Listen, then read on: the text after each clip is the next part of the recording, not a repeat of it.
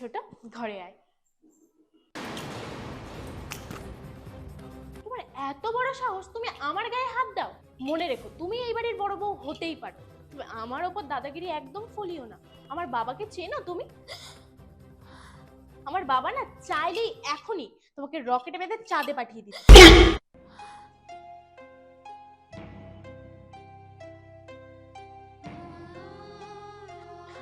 ছোট, এই উর্মি, তুই এখানে থাকিস কিভাবে রে? আরে আর কিছুদিনই তো, উপর প্রমোশনটা হয়ে গেলেই তো আমরা এখান থেকে চলে যাব। এই ছোট, তোদের পায়খানাটা কিন্তু পরিষ্কার করে দিয়েছি। এই নাও বোন, চা নাও। এই উর্মি, তোদের বাড়িতে যে কাজের লোক পায়খানা পরিষ্কার করে, আবার সেই কাজের লোকে কি চা বানিয়ে আনে? ইস, ছি! না না না না, ওই নোংরা হাতের চা কিন্তু আমি খেতে পারবো না।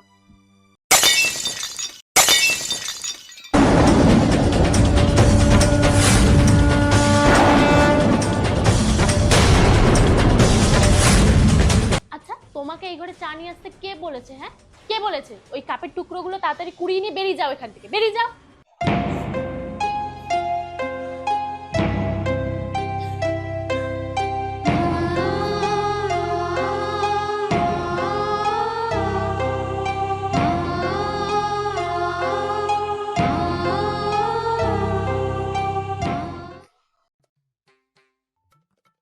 ও, ভাত বেড়ে রেডি করে রেখেছো? ওকে, ভালোই হয়েছে ছোট তুই এসেছিস। বলছি, ওপরের ওই দুটো থালার মধ্যে একটা অপুকে দিয়ে আয়, একটা তোর দাদাকে দিয়ে আয়। আজকে সবজি কম ছিল জন্য তরকারিটাও একটু কম হয়েছে। তুই আর আমি নয় ভাতে জল ঢেলে খেয়ে নেব। কি বললে তুমি?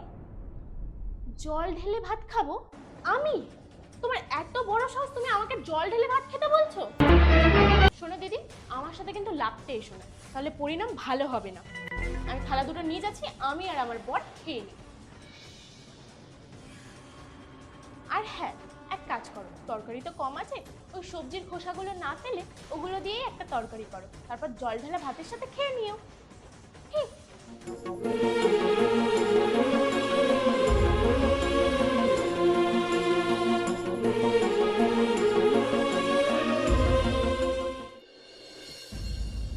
হলো স্নান?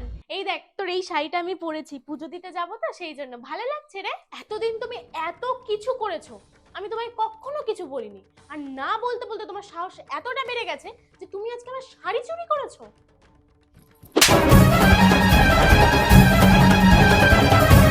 ভিখারি বাড়ির মেয়ে সেটা জানতাম, কিন্তু ভিখারি বাড়ির মেয়েরা যে চোর হয় সেটা আমার জানা ছিল না।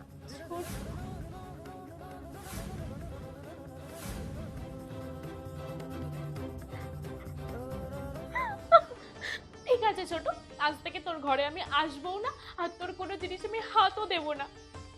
আমাকে ক্ষমা করে দিস।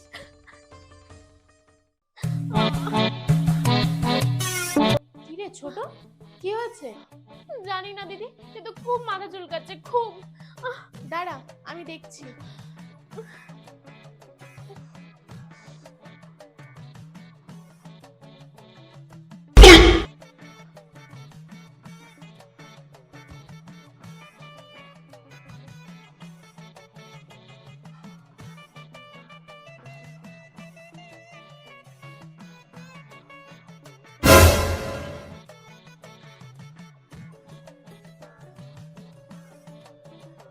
নে ছোট, তোর মাথার সব উকুন আমি বেছে দিয়েছি। এবার আমি যাই, হ্যাঁ? আর তোর ঘরে আসবো না বলেছিলাম, কিন্তু তোকে কষ্ট পেতে দেখে আমি আর থাকতে পারিনি। আমাকে ক্ষমা করে দিস, হ্যাঁ?